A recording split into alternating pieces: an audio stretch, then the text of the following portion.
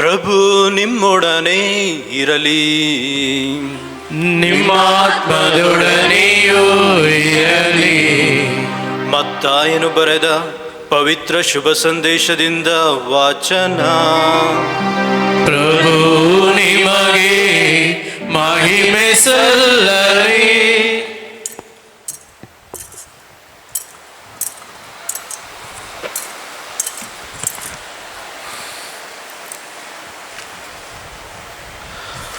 ಆ ಕಾಲದಲ್ಲಿ ಯೇಸು ಮನೆಯಿಂದ ಹೊರಟು ಸರೋವರದ ತೀರದಲ್ಲಿ ಕುಳಿತರು. ಜನರು ತಂಡೋಪತಂಡವಾಗಿ ಕೂಡಿ ಬಂದುದರಿಂದ ದೋಣಿ ಹತ್ತಿ ಕುಳಿತುಕೊಳ್ಳಬೇಕಾಯಿತು. ಜನರು ದಡದಲ್ಲೇ ನಿಂತರು. ಆಗ ಯೇಸು ಅವರಿಗೆ ಅನೇಕ ವಿಷಯಗಳನ್ನು ಸಾಮಿತಿಯ ರೂಪದಲ್ಲಿ ಹೇಳಿದರು. ಒಬ್ಬ ರೈತ ಬಿತ್ತುವುದಕ್ಕೆ ಹೋದ. ಬಿತ್ತನೆ ಮಾಡುತ್ತಿದ್ದಾಗ ಕೆಲವು ಬೀಜಗಳು ಕಾಲ್ದಾರಿಯಲ್ಲಿ ಬಿದ್ದವು. ಬಿದ್ದದ್ದೇ ಹಕ್ಕಿಗಳು ಬಂದು ಆ ಬೀಜವನ್ನು ತಿಂದು ಬಿಟ್ಟವು. ಬೇರೆ ಕೆಲವು ಬೀಜಗಳು ಹೆಚ್ಚು ಮಣ್ಣಿಲ್ಲದ ಕಲ್ಲು ನೆಲದ ಮೇಲೆ ಬಿದ್ದವು. ಅಲ್ಲಿ ಮಣ್ಣು ತೆಳ್ಳಗಿದ್ದುದರಿಂದ ಅವು ಬೇಗನೆ ಮೊಳೆತವು. ಆದರೆ ಬಿಸಿಲೇರಿದಾಗ ಬಾಡಿದವು. ಬೇರು ಬಲವಾಗಿಲ್ಲದ ಕಾರಣ ಒಣಗಿ ಹೋದವು. ಮತ್ತೆ ಕೆಲವು ಬೀಜಗಳು ಮುಳ್ಳು ಪೊದೆಗಳ ನಡುವೆ ಬಿದ್ದವು. ಆ ಪೊದೆಗಳು ಸಸ್ಯಗಳ ಸಮೇತ ಬೆಳೆದು ಅವುಗಳನ್ನು ಅಡಗಿಸಿಬಿಟ್ಟವು. ಇನ್ನೂ ಕೆಲವು ಬೀಜಗಳು ಹದವಾದ ಭೂಮಿಯಲ್ಲಿ ಬಿದ್ದವು. ಅವು ಮೊಳೆತು ಬೆಳೆದು ತೆನೆ ಬಿಟ್ಟವು. ಕೆಲವು 100ರಷ್ಟು, ಮತ್ತೆ ಕೆಲವು 60ರಷ್ಟು, ಇನ್ನು ಕೆಲವು 30ರಷ್ಟು ಫಸಲನ್ನು ಕೊಟ್ಟವು. ಕೇಳಲು ಕಿವಿಯುಳ್ಳವನು ಕೇಳಿಸಿಕೊಳ್ಳಲಿ ಎಂದು ಒತ್ತಿ ಹೇಳಿದರು. ತರುವಾಯ ಶಿಷ್ಯರು ಯೇಸುವಿನ ಬಳಿಗೆ ಬಂದು, ನೀವು ಜನರೊಡನೆ ಮಾತನಾಡುವಾಗ ಸಾಮಿತಿಗಳನ್ನು ಉಪಯೋಗಿಸುತ್ತೀರಿ ಏಕೆ ಎಂದು ಕೇಳಿದರು. ಅದಕ್ಕೆ ಪ್ರತ್ಯುತ್ತರವಾಗಿ ಯೇಸು, ಸ್ವರ್ಗ ಸಾಮ್ರಾಜ್ಯದ ರಹಸ್ಯಗಳನ್ನು ಅರಿತುಕೊಳ್ಳುವ ಸದಾವಕಾಶ ಲಭಿಸಿರುವುದು ನಿಮಗೆ, ಅವರಿಗಲ್ಲ. ಉಳ್ಳವನಿಗೆ ಇನ್ನೂ ಹೆಚ್ಚಾಗಿ ಕೊಡಲಾಗುವುದು, ಅವನು ಸಮೃದ್ಧನಾಗುತ್ತಾನೆ.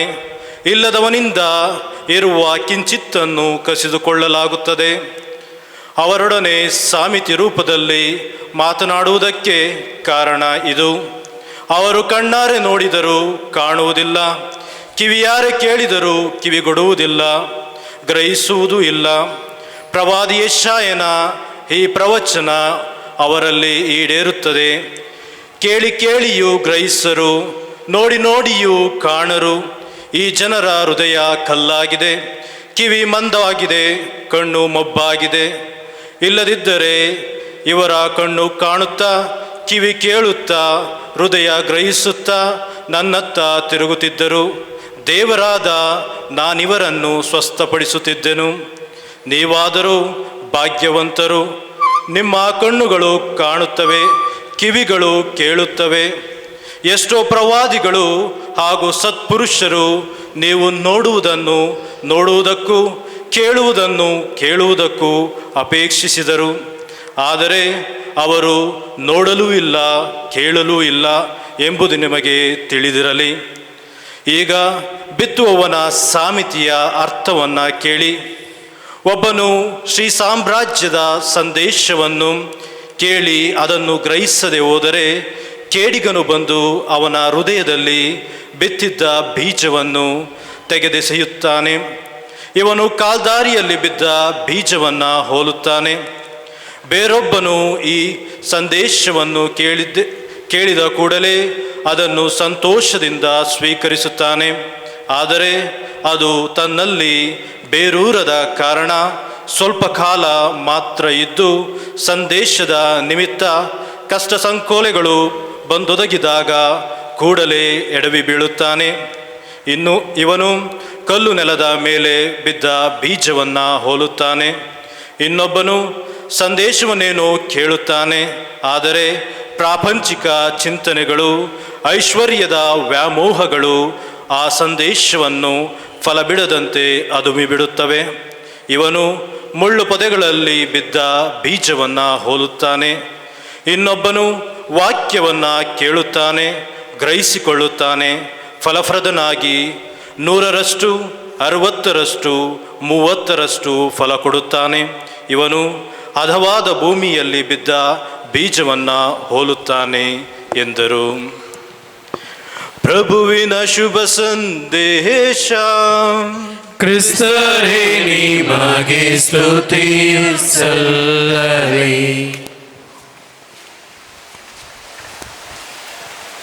ಪ್ರೀತಿಯ ಸಹೋದರ ಸಹೋದರಿಯರೇ, ಗುಡ್ ಮಾರ್ನಿಂಗ್. ಇವತ್ತಿನ ಸಾಮತಿ ಅರ್ಥ ಮಾಡ್ಕೊಳ್ಳೋದಕ್ಕೆ ನಾವು ಹೆಚ್ಚು ಶ್ರಮ ಪಡಬೇಕಾದ ಅವಶ್ಯಕತೆ ಇಲ್ಲ. ವ್ಯವಸಾಯ ಮಾಡಿರೋರು ಯಾರಾದರೂ ಇದ್ದೀರಾ ಇಲ್ಲಿ? ಈ ಕಡೆ ವ್ಯವಸಾಯ ಮಾಡಿದರು ಎಲ್ಲ ಈ ಕಡೆ? ಹಾಂ, ಮಾಡಿದ್ದೀರಿ, ವೆರಿ ಗುಡ್. ಈ ಕಡೆ ಈ ಸಾಮತಿ ಏನು ದೊಡ್ಡ ವಿಷಯ ಅಲ್ಲ, ಅರ್ಥ ಆಗುತ್ತೆ. ರೈತ ಬೀಜವನ್ನು ಬಿತ್ತಿದ, ಅದು 4 ಥರದ 4 ವಿಧವಾದ ಭೂಮಿಯಲ್ಲಿ ಬೆಳೀತವೆ. 4 ವಿಧ ಅಂತ ಹೇಳಿದ್ರೆ, ಒಂದು ದಾರಿ, 2ನೇದು ಕಲ್ಲುಗಳಿರುವಂತಹ ಒಂದು ಇದು, 3ನೇದು ಮುಳ್ಳು ಪೊದೆಗಳಿರುವಂತಹ ಭೂಮಿ, 4ನೇದು ಚೆನ್ನಾಗಿರೋ ಭೂಮಿ. ಇದು ಎಲ್ರಿಗೂ ಅರ್ಥ ಆಗುತ್ತೆ. ವ್ಯವಸಾಯ ಮಾಡಿದರೆ ಈಗ ಒಂದು ಭೂಮಿನ ರೆಡಿ ಮಾಡ್ತಾರೆ, ಉತ್ತು ಅದನ್ನು ಅದರಲ್ಲಿರೋ ಕಳೆಗಳೆಲ್ಲ ತೆಗೆದು ಅದೆಲ್ಲ ರೆಡಿ ಮಾಡಬೇಕಾದ್ರೆ ಅವರವರ ಭೂಮಿ ಒಂದೊಂದು ಅಚ್ಚುಕಟ್ಟಾಗಿ ಕಟ್ಟಿ ಅದು ಒಳಗೆ ಕಟ್ಟೆನೇ ಅವರಿಗೆ ಬಂದ್ಬಿಟ್ಟು ಕಾಂಪೌಂಡು, ಅದು ದಾರಿ. ಈಗ ಎಷ್ಟೇ ನೀವು ಈ ಕಳೆಗಳನ್ನು ಕಿತ್ತರೂ ಕೂಡ ಕೆಲವೊಂದು ಬೇರುಗಳು ಅದರಲ್ಲೇ ಉಳಿದಿರ್ತವೆ. ಆ ಬೇರುಗಳು ಮತ್ತೆ ಮೊಳೆತು ಬರ್ತವೆ. ಕಳೆಗಳು ಇದ್ದೇ ಇರ್ತವೆ, ಮುಳ್ಳು ಪೊದೆಗಳು ಬಂದೇ ಬರ್ತವೆ. ಅದೇ ರೀತಿ ಕೆಲವೊಮ್ಮೆ ಈ ಕಲ್ಲುಗಳಿರ್ತವೆ. ಕಲ್ಲು ಅಂತ ಹೇಳಿದ್ರೆ ಸ್ವಲ್ಪ ದೊಡ್ಡದಾಗಿರೋ ಕಲ್ಲುಗಳನ್ನ ಬಂದ್ಬಿಟ್ಟು ಕಿತ್ತಕ್ಕಾಗಲ್ಲ, ಅದು ಬರೀ ತುದಿ ಮಾತ್ರ ಮೇಲೆ ಇರ್ತದೆ. ತುಂಬ ದೊಡ್ಡದಾದ ಬಂಡೆಗಳು ಇರ್ತವೆ, ಅದನ್ನು ನಾವು ಸಂಪೂರ್ಣವಾಗಿ ತೆಗೆದುಹಾಕೋಕ್ಕಾಗೋದಿಲ್ಲ. ಏನು ಮಾಡ್ತೀವಿ, ಅದನ್ನು ಹಾಗೇ ಬಿಡ್ತೀವಿ. ಆ ಬಂಡೆಗಳ ಮೇಲೆ ಒಂದಷ್ಟು ಮಣ್ಣಿರ್ತದೆ, ಅಷ್ಟೇ, ಒಂದಷ್ಟು ಮಣ್ಣಿರ್ತದೆ, ಅದ ಮೇಲೆ ಕೂಡ ಬೀಜಗಳು ಬೆಳೀತವೆ. ಕೊನೆಯದಾಗಿ ಒಳ್ಳೆಯ ಭೂಮಿ. ಇದಕ್ಕೆ ಯೇಸು ಸ್ವಾಮಿ ಒಳ್ಳೆಯ ವಿವರಣೆಯನ್ನು ಕೂಡ ಕೊಟ್ಟಿದ್ದಾರೆ. ಈ ಎಕ್ಸ್ಪ್ಲೇನ್ಸ್ ಈಚ್ ಲ್ಯಾಂಡ್. ಈಗ ನಾವು ಅರ್ಥ ಮಾಡಿಕೊಳ್ಳಬೇಕಾದ ವಿಷಯ ಏನಂತ ಹೇಳಿದ್ರೆ, ಈ ಭೂಮಿ ಬಂದ್ಬಿಟ್ಟು ಮನುಷ್ಯನ ಹೃದಯಕ್ಕೆ ಹೋಲಿಕೆ ಆಗುತ್ತೆ. ಭೂಮಿ ಮನುಷ್ಯನ ಹೃದಯಕ್ಕೆ. ಈಗ ಮನುಷ್ಯನ ಹೃದಯ ಅಂತ ಹೇಳಿದ್ರೆ 4 ವಿಧವಾದ ಹೃದಯ. ಒಂದು ಕಾಲ್ದಾರಿಯಾಗಿ ಇರುವಂತಹ ಹೃದಯ, ಯಾರಿಗೂ ಪ್ರಯೋಜನ ಇಲ್ಲ, ಹಕ್ಕಿಗಳಿಗೆ ಮಾತ್ರ ಪ್ರಯೋಜನವಾಗುತ್ತೆ. ಹಕ್ಕಿಗಳಿಗಾದ್ರೂ ಪ್ರಯೋಜನ ಆಗುತ್ತಲ್ಲ ಸ್ವಾಮಿ ಅಂತ ಕೇಳ್ಬೋದು ನೀವು. ಆದರೆ ರೈತನಿಗೆ ಪ್ರಯೋಜನ ಇಲ್ಲ, ಬೀಜಗಳಿಗೆ ಪ್ರಯೋಜನ ಇಲ್ಲ. ಬೀಜದ ಉದ್ದೇಶ ಹಕ್ಕಿಗಳಿಗೆ ಮೇವಲ್ಲ, ಅದು ಮೊಳೆತು ತೆನೆ ಬಿಟ್ಟು ಫಲವನ್ನು ಕೊಡಬೇಕು, ಅದು ಅದರ ಉದ್ದೇಶ. ಆ ಉದ್ದೇಶವನ್ನು ಕಳ್ಕೊಂಡ್ರೆ ಎಲ್ಲವೂ ವ್ಯರ್ಥ. ಮನುಷ್ಯ ತನ್ನ ಉದ್ದೇಶವನ್ನು ಕಳ್ಕೊಂಡ್ರೆ ಆತನ ಜೀವನವೇ ವ್ಯರ್ಥ. ಪ್ರೀತಿಯ ಸಹೋದರ ಸಹೋದರಿಯರೇ, ಹೀಗೆ ಭೂಮಿ ಎನ್ನುವುದು ಮನುಷ್ಯನ ಹೃದಯ, ಬೀಜ ಎನ್ನುವುದು ದೇವರ ವಾಕ್ಯ, ಸಂಸ್ಕಾರಗಳು, ಮನುಷ್ಯನ ಜೀವನದಲ್ಲಿ ಇರಬೇಕಾದಂತಹ ಮೌಲ್ಯಗಳು. ಬಿತ್ತುವವನು ಯಾರು? ದೇವರು. ಈಗ ನಾವು ಈ ಸಾಮತಿಯನ್ನು ಈ ಒಂದು ಕಾಲಕ್ಕೆ, ಈ ಒಂದು ಸಮಯಕ್ಕೆ ಅರ್ಥ ಮಾಡಿಕೊಳ್ಳುವುದಕ್ಕೆ ಪ್ರಯತ್ನ ಮಾಡೋಣ. ಯೇಸುಸ್ವಾಮಿ ಹೇಳಿದ್ದಾರೆ, ಒಂದು ವಿಷಯ ಹೇಳಿದ್ದಾರೆ. ಮೊದಲನೆಯ ಭೂಮಿ ಯಾವುದು ಅಂತ ಹೇಳಿದ್ರೆ ಕಾಲ್ದಾರಿಯಲ್ಲಿ ಬಿದ್ದಂತಹ ಬೀಜಗಳು ಏನಾಗುತ್ತೆ, ಮಣ್ಣು ಒಳಗೆ ಹೋಗೋದಿಲ್ಲ. ಯಾಕಂತ ಹೇಳಿದ್ರೆ ಮಣ್ಣು ಗಟ್ಟಿಯಾಗಿರೋದ್ರಿಂದ ಅದು ಒಳಗೆ ಬೀಜಗಳು ಹೋಗೋದಿಲ್ಲ. ಆಗೇನಾಗುತ್ತೆ, ಅದು ಭೂಮಿ ಮೇಲೆ ಕಾಣ್ತವೆ. ಕಂಡಾಗ ಹಕ್ಕಿಗಳು ಬಂದು ಅದನ್ನು ತಿನ್ಕೊಂಡು ಹೋಗ್ತವೆ. ಅಷ್ಟಕ್ಕೆ ಅದರ ಜೀವ ಮುಗಿಯಿತು. ಅದರ ಜೀವ ಮುಗಿಯಿತು. ಆದರೆ ರೈತ ಏನು ಮಾಡ್ತಾನೆ, ಇಲ್ಲಿ ಕೆಲವು ಬೀಜಗಳು ಬಿತ್ತಲ್ಲ, ಫಲ ಏನಾದರೂ ಬರುತ್ತಾ ಅಂತ ಕಾಯ್ತಾ ಇರ್ತಾರೆ. ಆದರೆ ಅಲ್ಲಿ ಯಾವ ಫಲನೂ ಬರೋದಿಲ್ಲ, ಯಾವ ಗಿಡನೂ ಬೆಳೆಯೋದಿಲ್ಲ. ಯಾಕೆಂತ ಹೇಳಿದ್ರೆ ಅಲ್ಲಿ ಬಿದ್ದಂತಹ ಬೀಜಗಳು ಎಲ್ಲವೂ ಕೂಡ ಹಕ್ಕಿಗಳಿಗೆ ತುತ್ತಾದವು. ಪ್ರೀತಿಯ ಸಹೋದರ ಸಹೋದರಿಯರೇ, ತುಂಬ ಸುಂದರವಾಗಿ ಯೇಸು ಸ್ವಾಮಿ ಹೇಳಿದ್ದಾರೆ. ಈಗ ದೇವರ ವಾಕ್ಯ ಅನ್ನೋದು ಇಂತಹ ಭೂಮಿಯಲ್ಲಿ ಬಿತ್ತಿದಾಗ ಈ ಭೂಮಿಯಲ್ಲಿ ಆ ದೇವರ ವಾಕ್ಯ ಉಳಿಯೋದಿಲ್ಲ, ಯಾವ ರೀತಿಯ ಫಲವನ್ನು ಕೊಡೋದಿಲ್ಲ. ಯಾರ್ದು ಇಂತಹ ಭೂಮಿ? ಬಹುಶಃ ನಾವು ಏನು ಹೇಳ್ಬೋದು, ಸ್ವಾರ್ಥಿಗಳ ಹೃದಯ ಅಂತ ಹೇಳ್ಬೋದು, ಸ್ವಾರ್ಥಿಗಳ ಹೃದಯ ಅಂತ ಹೇಳ್ಬೋದು, ಅಥವಾ ಸೆಲ್ಫ್ ಸೆಂಟರ್ಡ್ ಪೀಪಲ್ ಅಂತ ಹೇಳ್ಬೋದು. ಈಗ ಕೆಲವರು ನೋಡಿರ್ತಾರ, ಎಲ್ಲೇ ಹೋದ್ರು ಏನೇ ಮಾಡಿದ್ರು ನಾನು ಅಷ್ಟೇ, ಇಡೀ ಭೂಲೋಕನೇ ನಾಶವಾದರೂ ನಾನು ಚೆನ್ನಾಗಿರಬೇಕು. ಒಳ್ಳೆ ಎಕ್ಸಾಂಪಲ್ ನಾನು ಕೊಡಬೇಕು ಅಂತ ಹೇಳಿದ್ರೆ, ಈಗ ಆ್ಯಟಿಟ್ಯೂಡ್, ಮನುಷ್ಯನ ಆ್ಯಟಿಟ್ಯೂಡ್ ಏನಂತ ಹೇಳಿದ್ರೆ, ಈ ಸೆಲ್ಫಿಗಳು ತಗೊಳ್ತಾರಲ್ಲ, ಫೋಟೋ ಸೆಲ್ಫಿ ಅಲ್ವಾ, ಅವ್ರಿಗೆ ಯಾರಿಗಾದರೂ ನಾವು ಎಲ್ಲಿ ನಿಂತಿದ್ದೀವಿ, ಏನು ಮಾಡ್ತಾ ಇದ್ದೀವಿ ಎನ್ನುವ ಪರಿಜ್ಞಾನ ಇದೆಯಾ? ಇಲ್ಲ. ದೇವಸ್ಥಾನದ ಆಚೆ ಹೋಗಿ ನೋಡ್ರಿ, ದೇವಸ್ಥಾನದ ಆಚೆ ಹೋಗಿ ನೋಡ್ರಿ, ಯಾವಾಗಲೂ ಸೆಲ್ಫಿ ಹಿಡ್ಕೋತಾರೆ ಹಿಡ್ಕೊಂಡು. ನೀವು ದೇವಸ್ಥಾನಕ್ಕೆ ಸೆಲ್ಫಿ ಹಿಡ್ಕೊಳಕ್ಕೆ ಬಂದ್ರು, ದೇವ್ರನ್ನ ನೋಡಕ್ಕೆ ಬಂದ್ರು ಅಲ್ವಾ? ಈಗ ಯುವತಿಯರ ನಿಮ್ಮ ಮೊಬೈಲ್ ಫೋನ್ಗಳಲ್ಲಿ ನಿಮ್ಮ ಫೋಟೋಗಳು ಎಷ್ಟಿದೆ? ಕನಿಷ್ಠ ಒಂದು 4,000 ಇದೆಯಾ? 4,000 ಇದೆಯಾ? ಇದೆಯಾ? ಯಾರಾದ್ರೂ ತಲೆ ಅಲ್ಲಾಡ್ಸ್ತಾರ ನೋಡ್ರಿ, ಇದೆಯಾ? ಇದೆ. ಅದೇ ಮೂತಿನೇ, ಅದೇ ಮೂತಿ, ಅದು ಏನು ಬದಲಾವಣೆ ಆಗೋದಿಲ್ಲ. ಏನು ಸ್ವಲ್ಪ ಪೌಡ್ರ್ ಸ್ವಲ್ಪ ಹೆಚ್ಚು ಹಾಕ್ಕೋಬೋದು, ಸ್ವಲ್ಪ ಬೆಳ್ಳಗೆ ಕಾಣ್ಬೋದು, ಅಥವಾ ಲೈಟ್ ಏನಾದರೂ ಸ್ವಲ್ಪ ಮುಖದ ಕಡೆ ಇದ್ದರೆ ಬಂದ್ಬಿಟ್ಟು ಇನ್ನೂ ಸ್ವಲ್ಪ ಬೆಳ್ಳಗೆ ಕಾಣ್ಬೋದು, ಅಷ್ಟೇ, ಬೇರೆ ಏನೂ ಇಲ್ಲ.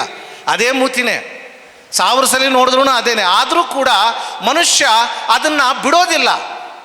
ಯಾವ್ಯಾವ ಡಿಸೈನಲ್ಲಿ ಈಗ ಸುಮಾರು ಅಕ್ಯೂಸೇಷನ್ಸ್ ಇದೆ ಅಂತ ಹೇಳಿದ್ರೆ, ಈ ಕೋತಿಗಳನ್ನೆಲ್ಲ ಇಟ್ಟು ಟ್ರೋಲ್ ಮಾಡ್ತಾರೆ.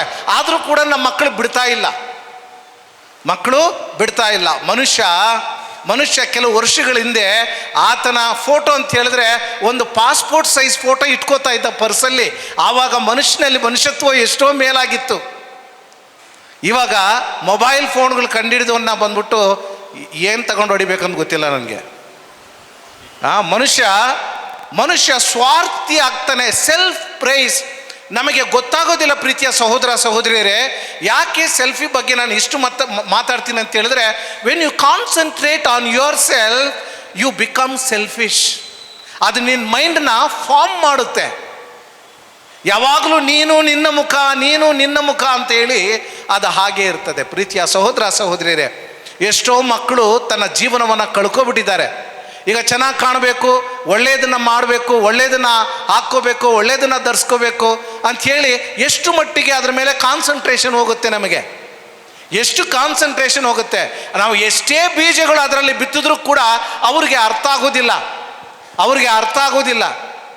ನೀವು ಎಷ್ಟೇ ಬುದ್ಧಿವಾದ ಹೇಳಿ ಅವ್ರಿಗೆ ಅರ್ಥ ಆಗೋದಿಲ್ಲ. ದೇವರು ಬೀಜಗಳನ್ನು ಈ ಭೂಮಿಯಲ್ಲಿ ಬಿತ್ತಿದಾಗ ಅವು ಯಾವ ಪ್ರಯೋಜನಕ್ಕೂ ಬರೋದಿಲ್ಲ.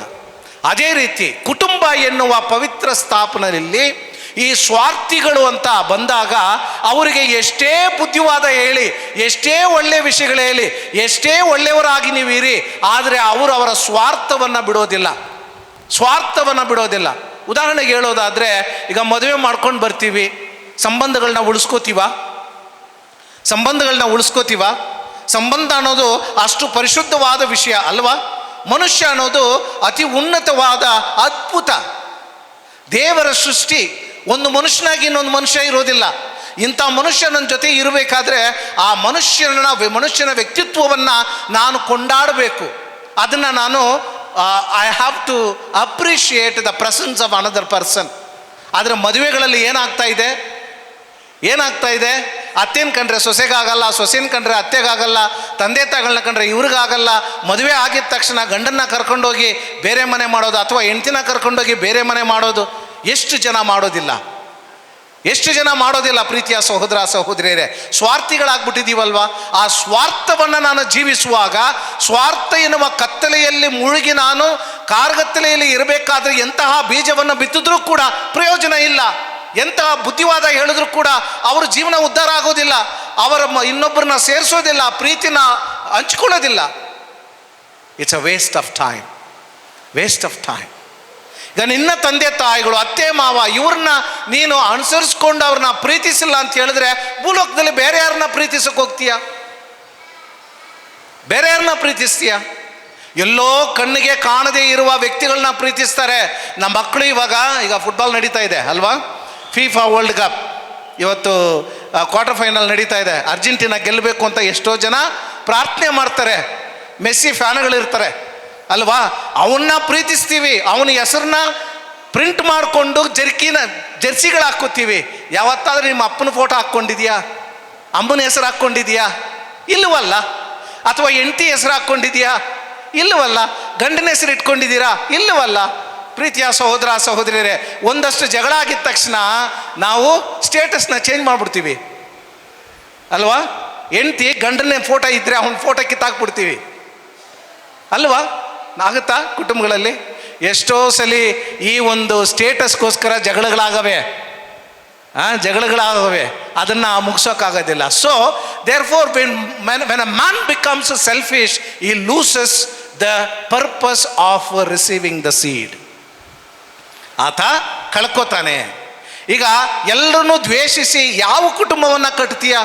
ಆ ಕುಟುಂಬದಲ್ಲಿ ಇರುವ ಮೌಲ್ಯ ಏನು? ಪ್ರೀತಿಯ ಸಹೋದರ ಸಹೋದರಿಯರೇ, ಮನುಷ್ಯ ಒಬ್ಬಂಟಿಯಾಗಿ ಇರೋದಕ್ಕಲ್ಲ ದೇವರು ಮನುಷ್ಯನನ್ನು ಭೂಲೋಕದಲ್ಲಿ ಸೃಷ್ಟಿ ಮಾಡಿದ್ದು.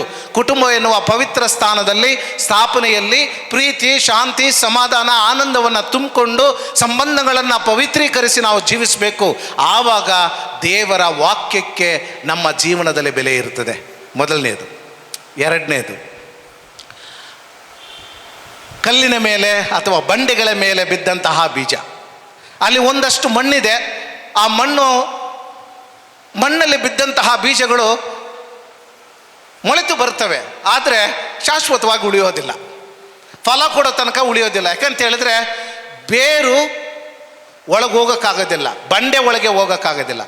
ಎಂತಹ ಜನ ಅಂತ ಹೇಳಿದ್ರೆ, ಇವಾಗ ನಾವು ಹೇಳಿದ ತಕ್ಷಣ ತುಂಬ ಚೆನ್ನಾಗಿದೆ ಬೋಧನೆ, ಕೇಳ್ತೀವಿ ಆದರೆ ಮರ್ತೋಗ್ತೀವಿ. ಕೆಲವರು ಬಂದು ಹೇಳ್ತಾರೆ, ಸ್ವಾಮಿ ತುಂಬ ಚೆನ್ನಾಗಿತ್ತು ಸ್ವಾಮಿ ಪ್ರಸಂಗ, ಪ್ರಬೋಧನೆ, ಏನಮ್ಮ ಹೇಳಿದೆ ಅದು ಮಾತ್ರ ಕೇಳಬೇಡಿ ಫಾದರ್. ಯಾಕಂದರೆ ಪೂಜೆ ಮುಗಿಯೋತ್ತೊಳಗೆ ನಾವು ಮರ್ತೋಗಿರ್ತೀವಿ. ವಾಟ್ ಕೈಂಡ್ ಆಫ್ ಪೀಪಲ್ ಅಂತ ಹೇಳಿದ್ರೆ, ಈಗ ಸೋಷಿಯಲ್ ಮೀಡಿಯಾದಲ್ಲಿ ಇರ್ತಾರಲ್ಲ, ಸಮ್ ಆರ್ ವೆರಿ ಇನ್ಫಾರ್ಮೇಟಿವ್. ಈ ಫೇಸ್ಬುಕ್ಕು, ವಾಟ್ಸಾಪ್ಗಳು, ಎಲ್ಲ ರೋಗಕ್ಕೂ ಅವ್ರ ಹತ್ರ ಮದ್ದಿರ್ತದೆ. ಅವ್ರಿಗಲ್ಲ, ಇನ್ನೊಬ್ಬರಿಗೆ. ಜ್ವರ ಬಂದರೆ ನೀನು ಏನು ತಗೋಬೇಕು, ಏನು ಆಡ್ ಮಾಡ್ಕೋಬೇಕು, ಏನು ಕುಡಿಬೇಕು ಎಲ್ಲ ಹೇಳ್ತಾರೆ. ಆದರೆ ಅವ್ರಿಗೆ ಜ್ವರ ಬಂದರೆ ಆಸ್ಪತ್ರೆಗೆ ಹೋಗ್ತಾರೆ. ಇಷ್ಟೇ ಮ್ಯಾಟ್ರು. ಈಗ ಅವ್ರು ಏನು ಮಾಡ್ತಾರೆ ಅಂತ ಹೇಳಿದ್ರೆ, ಅನೇಕ ವಿಷಯಗಳನ್ನು ತಿಳ್ಕೊತಾರೆ, ಆದರೆ ಯಾವುದನ್ನು ಕೂಡ ಅವರು ತನಗೆ ಬಳಸ್ಕೊಳ್ಳೋದಿಲ್ಲ. It is kind of momentary enthusiasm the people have. ಈಗ ಬಂದು ನನಗೆ ಆಸಕ್ತಿ ಇದೆ, ಇನ್ನು ಕೆಲವು ಕ್ಷಣಗಳಾದರೆ ಇಲ್ಲ. ಇದನ್ನು ಕುಟುಂಬಕ್ಕೆ ಹೋಲಿಸೋದಾದರೆ, ಈಗ ಮದುವೆ ಮಾಡಿದಾಗ ನೋಡಿದ್ದೀರಾ, ಹುಡುಗ ಹುಡುಗಿ ಕೈ ಜೋಡಿಸ್ಕೊಂಡೇ ಹೋಗ್ತಾರೆ ಎಲ್ಲೋದ್ರೂ. ಅವಳನ್ನ ಬಿಟ್ಟು ಅವನಿರಲ್ಲ, ಅವನ್ನ ಬಿಟ್ಟು ಅವಳಿರೋದಿಲ್ಲ. ಎಷ್ಟು ದಿನ ಎಲ್ಲ ನಗ್ತೀರಾ? ಸರಿ ಹೇಳ್ರಿ, ಎಷ್ಟು ದಿನ ನೀವಿದ್ರಿ? ಎಷ್ಟು ದಿನ? ಫಸ್ಟು ಜಗಳ ಆಗೋ ತನಕ ಕೈ ಹಿಡ್ಕೊಂಡು ಹೋದವರು ಜಗಳ ಆದಮೇಲೆ ಕಾಲೆತ್ಕೊಂಡು ಬರ್ತಾರೆ ಒದಿಯೋಕ್ಕೆ, ಅಲ್ವಾ? ಪ್ರೀತಿಯ ಸಹೋದರ ಸಹೋದರಿಯರೇ, ಇನ್ನೊಬ್ಬರಿಗೆ ಹೃದಯವನ್ನು ಕೊಟ್ಟು ಮದುವೆ ಆಗಿ ನಾನು ನೀನು ಒಂದೇ ಶರೀರ, ಒಂದೇ ಮಾಂಸ, ಒಂದೇ ಕುಟುಂಬ ಅಂತ ಹೇಳಿ ಪ್ರಾಮಿಸ್ ಮಾಡಿ ಹೋದ್ರಲ್ಲ ಮನೆಗೆ, ಏನಾಯಿತು ನಿಮ್ಮ ಪ್ರಾಮಿಸು? ಕ್ಷಣಕ್ಕೆ ಖುಷಿಯಾಗಿತ್ತು ಸ್ವಾಮಿ, 1-2 ಟೂರ್ ಹೋದೋ, ಚೆನ್ನಾಗಿತ್ತು, ಖರ್ಚು ಮಾಡಿದ ನಮ್ಮ ಅಮ್ಮನ ದುಡ್ಡು ಏನೋ ಸೇರಿಸಿಟ್ಟು ಕೊಟ್ಟರು, ನಾವು ಆಚೆ ಹೋಗ್ಬಿಟ್ಟು ಬನ್ನಿರಿ ಅಂತ ಖುಷಿಯಾಗಿದ್ದೋ, ಒಳ್ಳೆ ಫೋಟೋಸ್ ತಗೊಂಡು, ಒಳ್ಳೆ ಹೋಟ್ಲಲ್ಲಿದ್ದೋ, ಒಳ್ಳೆ ಆಹಾರ ತಿಂದೋ ಬಂದು ಜೀವನ ಮಾಡಿದಾಗ ಜೀವನದ ಸತ್ಯವನ್ನು ಎದುರಿಸೋಕೆ ನಮಗೆ ಧೈರ್ಯ ಇಲ್ಲ, ಜಗಳ ಮಾಡ್ದೋ, ನಾನಿನ್ನು ಮುಂದೆ ಇರೋಕ್ಕಿಲ್ಲ, ನಾನೊಬ್ಬರನ್ನ ಪ್ರೀತಿಸೋಕ್ಕಿಲ್ಲ ಅಲ್ವಾ? ಪ್ರೀತಿಯ ಸಹೋದರ ಸಹೋದರಿಯರೇ, ಕುಟುಂಬ ಎನ್ನುವ ಈ ಪವಿತ್ರ ಸ್ಥಾಪನೆ ಇವಾಗ ತುಂಬ ಮೊಮೆಂಟ್ರಿ ಆಗಿದೆ. ಕ್ಷಣಕ್ಕೆ ಅಷ್ಟೇ, ಹೆಚ್ಚು ಇರ್ತಾ ಇಲ್ಲ ಕುಟುಂಬಗಳು ಇವಾಗ. ಅಂದಿನ ಕಾಲದಲ್ಲಿ ಮದುವೆ ಮಾಡಿಕೊಟ್ರೆ ಅದೇ ಶಾಶ್ವತ, ಒಂದೇ ಮದುವೆನೇ ಸಾಯೋ ತನಕ. ಎಷ್ಟೇ ಕಷ್ಟ ಬಂದರೂ, ಎಷ್ಟೇ ನೋವಿದ್ರು, ಎಷ್ಟೇ ಸೋಲಿದ್ರು, ಎಷ್ಟೇ ಕಣ್ಣೀರಿದ್ರು ಕೂಡ ಪತಿ ಪತ್ನಿ ಅವರಿಬ್ಬರು ಕೂಡ ತನ್ನ ಜೀವನವನ್ನು ಉಳಿಸ್ಕೋತಿದ್ರು. 40 ವರ್ಷ 50 ವರ್ಷ ಇವತ್ತು ನಾವು ಬಸ್ಲಿಕಾದಲ್ಲಿ ಹಬ್ಬದ ಸಮಯದಲ್ಲಿ 50 ವರ್ಷ ಗೋಲ್ಡನ್ ಜೂಬಿಲಿ ಮಾಡ್ತಾ ಇದ್ದೀವಿ. ಬರೀ 3 ಜನ 4 ಜನ ಬರ್ತಾರೆ ಇಡೀ ಪಟ್ಟಣಕ್ಕೆ, ಬೆಂಗಳೂರು ಪಟ್ಟಣಕ್ಕೆ. ಉಳಿದವರೆಲ್ಲ ಏನಾಯಿತು, ಅರ್ಧದಲ್ಲೇ ಮುರಿದೋಯ್ತು. ಅದು ಬಿಡಿ, ಇವಾಗ ಇರುವ ಪರಿಸ್ಥಿತಿ ಏನಂತ ಹೇಳಿದ್ರೆ, ನಮ್ಮ ಮಕ್ಕಳು 6 ತಿಂಗಳು ತಡ್ಕೊಳಕ್ಕಾಗ್ತಿಲ್ಲ ಅವ್ರ ಕೈಯಾಗ, 6 ತಿಂಗಳು ಉಳಿಸ್ಕೊಳಕ್ಕಾಗ್ತಿಲ್ಲ. ಮದುವೆ ಕೋರ್ಟಲ್ಲಿ ನಿಂತಿರ್ತಾರೆ, ಪೊಲೀಸ್ ಸ್ಟೇಷನಲ್ಲಿ ನಿಂತಿರ್ತಾರೆ, ಮಹಿಳಾ ಸಂಘಕ್ಕೆ ಹೋಗ್ತಾರೆ, ಎಲ್ಲೆಲ್ಲಿ ಹೋಗ್ತಾರೆ, ಎಲ್ಲ ಕಡೆ ಹೋಗ್ತಾರೆ. ಅದಿಲ್ಲ ಇವಾಗ. ಎಲ್ಲಿ ಮಾತಾಡೋಕ್ಕೂ ಭಯ, ಏನು ಹೇಳೋಕ್ಕೂ ಭಯ. ಯಾಕಂತ ಹೇಳಿದ್ರೆ ಯಾವನು ಎಲ್ಲಿಂದ ರೆಕಾರ್ಡ್ ಮಾಡ್ತಾ ಇದ್ದಾನಂತಲೇ ಗೊತ್ತಿಲ್ಲ. ಗಂಡ ಹೆಂಡತಿ ಮಧ್ಯೆ ಇರುವ ಸಂಬಂಧ ಮೊಬೈಲ್ ಫೋನ್ಗಳಲ್ಲಿ ರೆಕಾರ್ಡ್ ಆಗ್ತಾ ಇದೆ, CCTV ರೆಕಾರ್ಡ್ ಆಗ್ತಾ ಇದೆ. ಯಾವ ಕುಟುಂಬ, ಪ್ರೀತಿಯ ಸಹೋದರ ಸಹೋದರಿಯರೇ, ಯಾವ ಉದ್ದೇಶಗಳನ್ನ ಇಟ್ಕೊಂಡು ನೀವು ಮದುವೆ ಮಾಡ್ಕೊಂಡ್ರಿ ಹೇಳ್ರಿ? ಈ ಧರ್ಮಸಭೆಯಲ್ಲಿ ಬಂದು ನಾನು ಈಕೆಗೆ ಪತಿಯಾಗಿ ನನ್ನ ಜೀವನದ ಪರ್ಯಂತರ ಈಕೆಯನ್ನು ಪ್ರೀತಿಸಿ ಗೌರವಿಸುತ್ತೇನೆ ಅಂತ ಹೇಳಿದ್ರಲ್ಲ, ಆವಾಗ ಖುಷಿ ಅಲ್ವಾ? ಒಳ್ಳೆ ಮೇಕಪ್ ಮಾಡಿಕೊಂಡು, ಒಳ್ಳೆಯ ಹಬ್ಬದ ಸಡಗರಗಳನ್ನು ಇಟ್ಕೊಂಡು ನೀವು ಈ ಬಲಿಪೀಠಕ್ಕೆ ಬಂದಾಗ ಖುಷಿಯಾಗಿತ್ತು. ಆವಾಗ ನೀವು ಏನು ಹೇಳಿದ್ರು ಓಕೆನೆ. ಸ್ವಾಮಿಯವರು ಪ್ರೀತಿಸ್ತೀನಿ ಸ್ವಾಮಿ, ಪ್ರಾಮಾಣಿಕವಾಗಿರ್ತೀಯ ಇರ್ತೀನಿ ಸ್ವಾಮಿ, ಮಕ್ಕಳನ್ನ ಸಾಕ್ತೀನಿ ಸ್ವಾಮಿ, ಜವಾಬ್ದಾರಿ ಇರ್ತೀನಿ ಸ್ವಾಮಿ. ಆಚೆ ಹೋದ್ಮೇಲೆ ಏನಾಯಿತು? ಎಲ್ಲಿದೆ ದೇವರು ಬಿತ್ತಿದಂತಹ ಬೀಜ, ದೇವರು ಕೊಟ್ಟಂತಹ ಆ ಒಂದು ಸಂಸ್ಕಾರದ ಮೌಲ್ಯ ಎಲ್ಲೋಯ್ತು? ಪ್ರೀತಿಯ ಸಹೋದರ ಸಹೋದರಿಯರೇ, ಪ್ರತಿಯೊಂದು ಬಾರಿಗೂ ನಿನ್ನ ಕುಟುಂಬದಲ್ಲಿ ನೀನು ಜಗಳ ಮಾಡುವಾಗ, ಪ್ರೀತಿಸದೇ ಇದ್ದಾಗ, ಕ್ಷಮಿಸಲು ಅಸಾಧ್ಯವಾದಾಗ ಎಲ್ಲೋಯ್ತು ನಿನ್ನ ಸಂಸ್ಕಾರ?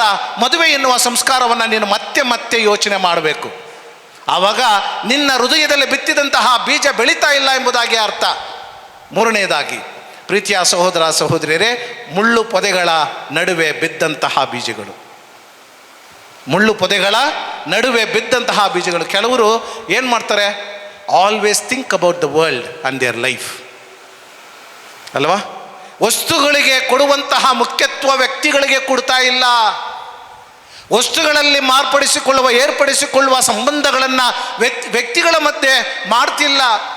ನಮ್ಮ ಮಕ್ಕಳಿಗೆ ಕಂಪ್ಯೂಟರ್, ಸೆಲ್ ಫೋನ್ ಅಥವಾ ಬೈಕು, ಕಾರು ಅಥವಾ ಡ್ರೆಸ್ಗಳು ಅಥವಾ ಇನ್ನಿತರ ಕಾಸ್ಮೆಟಿಕ್ಸ್, ಇದರಲ್ಲಿರುವ ಪ್ರೀತಿ ತಂದೆ ತಾಯಿಗಳ ಮೇಲೆ ಇಲ್ಲ, ಪತಿ ಪತ್ನಿ ಮೇಲೆ ಇಲ್ಲ, ಅಣ್ಣ ತಮ್ಮಂದ್ರ ಮೇಲೆ ಇಲ್ಲ, ಅಕ್ಕ ತಂಗಿರ ಮೇಲೆ ಇಲ್ಲ. ಎಲ್ಲೂ ಹೋಗ್ತಾ ಇದೆ ಪ್ರೀತಿಯ ಸಹೋದರ ಸಹೋದರಿಯರೇ? ಮಟೀರಿಯಲಿಸಮ್ ಸ್ಪಾಯಿಲ್ಸ್ ದ ಹ್ಯುಮ್ಯಾನಿಟಿ. ಇವತ್ತು ನಾವು ವಸ್ತುಗಳನ್ನು ತಪ್ಪಿಕೊಂಡು ನಿದ್ದೆ ಮಾಡ್ತಾ ಇದ್ದೀವಿ, ವ್ಯಕ್ತಿಗಳನ್ನಲ್ಲ. ಪ್ರೀತಿಯ ಸಹೋದರ ಸಹೋದರಿಯರೇ, ರೈತರುಗಳು ವ್ಯವಸಾಯ ಮಾಡ್ತಿರ್ಬೇಕಾದ್ರೆ ಬೆಳಗ್ಗೆ ಒಂದೊತ್ತು ಊಟ, ಸಾಯಂಕಾಲ ಒಂದೊತ್ತು ಊಟ, ವರ್ಷಕ್ಕೆ ಎರಡು ಬಾರಿ ಹೊಸ ಬಟ್ಟೆ, ಇಷ್ಟೇ ಇರ್ತಿದ್ದಿದ್ದು. ಆವಾಗ ಕುಟುಂಬಗಳಲ್ಲಿ ಎಷ್ಟೋ ಪ್ರೀತಿ ಇರ್ತಿತ್ತು. ಆದರೆ ಇವತ್ತು ಕುಟುಂಬಗಳು ಏನಾಗಿದೆ? ಎಲ್ಲ ವಸ್ತುಗಳು ನನ್ನ ಮನೆಯಲ್ಲಿದೆ, ಪ್ರೀತಿ ಒಂದನ್ನು ಬಿಟ್ಟು ಅಲ್ವಾ? ಪ್ರೀತಿ ಒಂದನ್ನು ಬಿಟ್ಟು ದೊಡ್ಡ ದೊಡ್ಡ ಬಂಗಲೆಗಳನ್ನು ಕಟ್ಕೊಂಡಿರ್ತೀವಿ, ಕಾರುಗಳನ್ನ ಇಟ್ಕೊಂಡಿರ್ತೀವಿ, ಅಥವಾ ಇನ್ನಿತರ ವಾಹನಗಳನ್ನು ಇಟ್ಕೊಂಡಿರ್ತೀವಿ. ನಮ್ಮ ಮನೆಯಲ್ಲಿ ಇಲ್ಲದೇ ಇರುವ ವಸ್ತುನೇ ಇಲ್ಲ, ಆದರೆ ಆ ಮನೆಯಲ್ಲಿ ಪ್ರೀತಿ ಇಲ್ಲ, ಶಾಂತಿ ಇಲ್ಲ, ಸಮಾಧಾನ ಇಲ್ಲ. ಎಂಥ ಮನೆ ಕಟ್ಕೊಂಡಿದ್ದೀರಿ ನೀವು? ಎಂಥ ಮನೆಯನ್ನು ಕಟ್ಕೊಂಡಿದ್ದೀರಿ? ಇವಾಗ ಮದುವೆಗಳಂದಿದ ತಕ್ಷಣ ಹುಡುಗಿಗೆ ಎಷ್ಟಾಗ್ತಾರೆ, ಏನು ಕೊಡ್ತಾರೆ ಕೇಳ್ತಾರಾ? ಎಷ್ಟು ಕೊಡ್ತೀರಾ, ಏನು ಕೊಡ್ತೀರಾ? ಏನಿಲ್ಲ, ವ್ಯಾಪಾರ ಮಾಡ್ತೀರಾ? ನೀವು ವ್ಯಾಪಾರ ಮಾಡ್ತಾ ಇದ್ದೀರಾ? ಸಂಬಂಧಗಳನ್ನು ಕಟ್ಟೋದಕ್ಕೆ ವಸ್ತುಗಳು ಯಾಕೆ ಬರುತ್ತೆ? ದುಡ್ಡು ಯಾಕೆ ಬರುತ್ತೆ? ಬೆಳ್ಳಿ ಯಾಕೆ ಬಂಗಾರ ಯಾಕೆ ಬರುತ್ತೆ? ನೀನು ಬೆಳ್ಳಿ ತಗೊಳ್ಳೋದಾದ್ರೆ ನಿನ್ನ ಮಗನ್ನ ಮಾರಿದ್ಯಾ ಅಂತ ಅರ್ಥ. ಅದಕ್ಕೆ ಮೇಲೆ ನಿನಗೆ ಯಾವ ಹಕ್ಕು ಇಲ್ಲ, ಕೇಳಬಾರ್ದು. ದುಡ್ಡು ತಗೊಂಡ ಹೋಗ್ತಾ ಇರೋ, ನಿನ್ನ ಮಗನ್ನ ಕಳಿಸ್ಬಿಡು ಅವ್ರ ಮನೆಗೆ. ನೀನು ದುಡ್ಡು ತಗೋತೀಯಾ, ವರದಕ್ಷಿಣೆ ತಗೋತೀಯಾ, ಆ ಮಗಳನ್ನೂ ಕರ್ಕೊಂಡು ಹೋಗ್ತೀಯಾ? ತಪ್ಪಲ್ವಾ? ಪ್ರೀತಿಯ ಸಹೋದರ ಸಹೋದರಿಯರೇ, ಹೆಣ್ಣು ಮಕ್ಕಳು ಮಾರಾಟಕ್ಕೆ ಇಲ್ಲ. ಪ್ರೀತಿಯ ಸಹೋದರ ಸಹೋದರಿಯರೇ, ಅವ್ರನ್ನ ಮಾತೆ ಅಂತ ಹೇಳ್ತೀವಿ, ತಾಯಿ ಅಂತ ಹೇಳ್ತೀವಿ. ಅದಕ್ಕೆ ಗೌರವವನ್ನು ಕೊಡುವವರಾಗಿದ್ದರೆ ಎಂತಹ ಮದುವೆ ಆಗಲಿ, ಮದುವೆಗಳಲ್ಲಿ 5 ಪೈಸೆ ನೀವು ತಗೋಬಾರ್ದು. It's a criminal offence. It's a criminal offence. ಪ್ರೀತಿಯ ಸಹೋದರ ಸಹೋದರಿಯರೇ, ನಿನ್ನ ಮಗನಿಗೆ ಒಳ್ಳೆಯ ಪತ್ನಿ ಬೇಕು, ನಿನ್ನ ಮಗನ ಮಕ್ಕಳಿಗೆ ಒಳ್ಳೆಯ ತಾಯಿ ಬೇಕು, ನಿಮ್ಮನ್ನು ಮುನ್ನಡೆಸೋದಕ್ಕೆ ಒಳ್ಳೆಯ ಮನೆಯನ್ನು ಕಟ್ಟುವ ಒಂದು ಹೆಣ್ಣು ಮಗು ಬೇಕು ಅಂತ ಹೇಳಿದ್ರೆ ಸಂಬಂಧಕ್ಕೆ ಬೆಲೆ ಕೊಡಿ. ಅವರು ಕೊಡುವ ಹಣಕ್ಕಲ್ಲ, ಅವರು ಕೊಡುವ ಬೆಳ್ಳಿ ಬಂಗಾರಕ್ಕಲ್ಲ. ಆದರೆ ನಾವು ಕೊಡುವ ಮುಖ್ಯತ್ವ ಏನು? ಅನೇಕ ಸಂದರ್ಭಗಳಲ್ಲಿ ತಾಯಂದ್ರೆ ಹೇಳೋದೇನು, ಏನು ತಂದೆ ನಿಮ್ಮ ಅಪ್ಪನ ಮನೆಯಿಂದ? ಏನು ತರಬೇಕು? ಏನು ತರಬೇಕು? ಏನು ತರಬೇಕು? ನಿನ್ನ ಮಗನಿಗೆ ಏನಂತ ಮದುವೆ ಮಾಡಿದೆ? ನಿನ್ನ ಮನೆಯಿಂದ ಬೆಳ್ಳಿ ಬಂಗಾರ ತಗೋಬಾ ಅಂತ ಮದುವೆ ಮಾಡ್ದು ಅಲ್ವಾ? ನಿನ್ನ ಮಗನ ಸಂಸಾರವನ್ನು ಉಳಿಸಿ ಈತನು ಶಾಶ್ವತವಾಗಿ ಬದುಕಬೇಕು ಅಂತ ನೀನು ಮದುವೆ ಮಾಡ್ದು. ಯೋಚನೆ ಮಾಡಬೇಕಲ್ವಾ? ಪ್ರೀತಿಯ ಸಹೋದರ ಸಹೋದರಿಯರೇ, ಕುಟುಂಬಗಳು ನಾಶವಾಗೋದು ಹೀಗೆ. ಯಾವಾಗ ನಾವು ವಸ್ತುಗಳಲ್ಲಿ ಇನ್ನಿತರ ವಿಷಯಗಳಲ್ಲಿ ನಂಬಿಕೆ ಇಟ್ಟು ಮನುಷ್ಯನ ಸಂಬಂಧವನ್ನು ಕಳ್ಕೊತೀವೋ ಆಗ ಕುಟುಂಬಗಳು ನಾಶವಾಯಿತು. ದೇವರು ಕೊಟ್ಟಂತಹ ಆ ಬೀಜ ಬೆಳೆಯೋದಿಲ್ಲ. ಕೊನೆಯದಾಗಿ 30ರಷ್ಟು 60ರಷ್ಟು 100ರಷ್ಟು ಫಲವನ್ನು ಕೊಡುವ ಭೂಮಿ ಯಾರು ಅಂತ ಹೇಳಿದ್ರೆ, ದೇವರಿಗೆ ಭಯಪಟ್ಟು ತಂದೆ ತಾಯಿಗಳಿಗೆ ಗೌರವ ಕೊಟ್ಟು ಕುಟುಂಬವನ್ನು ಪ್ರೀತಿ, ಶಾಂತಿ, ಸಮಾಧಾನ, ಆನಂದ ತುಂಬಿದಂತಹ ಒಂದು ಒಳ್ಳೆಯ ಜೀವನವನ್ನು, ಎಷ್ಟೇ ಕಷ್ಟ ಬಂದರೂ, ನೋವಿದ್ರು, ಸೋಲಿದ್ರು ಅವರುಗಳು ಒಂದಾಗಿ ಸೇರಿ ಬದುಕ್ತಾರೆ ನೋಡ್ರಿ ಅವರು. ಆದ್ದರಿಂದ ಪ್ರೀತಿಯ ಸಹೋದರ ಸಹೋದರಿಯರೇ, ಬದುಕನ್ನು ಪ್ರೀತಿ ಎನ್ನುವ ಅಸ್ಥಿವಾರದ ಮೇಲೆ ಕಟ್ಟಿ, ಆ ಪ್ರೀತಿಗೆ ತೊಂದರೆ ಬಂದಾಗ ಕ್ಷಮಿಸಿ ಒಬ್ಬರೊಬ್ಬರು ಕೈ ಹಿಡ್ಕೊಂಡು ಪ್ರಾರ್ಥನೆ ಮಾಡಿ ಒಟ್ಟಾಗಿ ಪಯಣವನ್ನು ಮಾಡಿ, ನೀವು ಪಯಣವನ್ನು ಮುಗಿಸುವಾಗ 100ರಷ್ಟು ಫಲವನ್ನು ನಿಮ್ಮ ಜೀವ ಕೊಡುವುದನ್ನು ಕಾಣುವುದನ್ನು ದೇವರು ನಿಮ್ಮನ್ನು ಆಶೀರ್ವದಿಸ್ತಾರೆ. ಅಲ್ಲಿರುವ ಆನಂದ ಅಪಾರ. ಅಂತಹ ಆಶೀರ್ವಾದವನ್ನು ದೇವರು ನಮ್ಮ ಕುಟುಂಬಗಳಿಗೆ ದಯಪಾಲಿಸಲಿ ಎಂದು ಭಕ್ತಿಯಿಂದ ಇಂದಿನ ದಿವ್ಯ ಬಲಿ ಪೂಜೆಯಲ್ಲಿ ಪ್ರಾರ್ಥಿಸೋಣ. ಆಮೇನ್.